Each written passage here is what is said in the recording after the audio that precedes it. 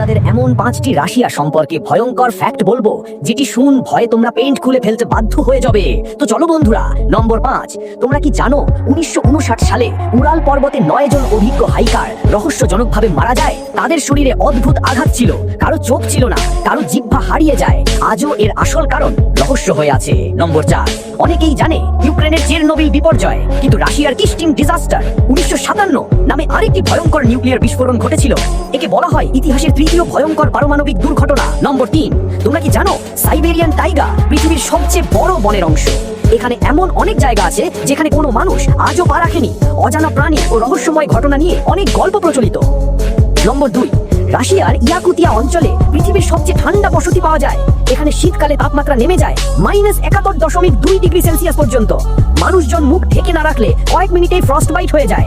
নম্বর 1, রাশিয়ার কিছু বিশেষ সামরিক প্রশিক্ষণে ক্যাডেটদের ভয়ঙ্কর মানসিক ও শারীরিক পরীক্ষা নিতে হয়, যেমন যুদ্ধক্ষেত্রের মতো অবস্থায় কয়েকদিন খাবার ও ঘুম ছাড়া বেঁচে থাকা, এমনকি বন্য জন্তুর সাথে লড়াইয়ের ট্রেনিংও দেওয়া হয়। গাইস, এই ভিতরে তোমার কাছে কোনটি বেশি ভয়ঙ্কর লেগেছে কমেন্টে বলে যাবে।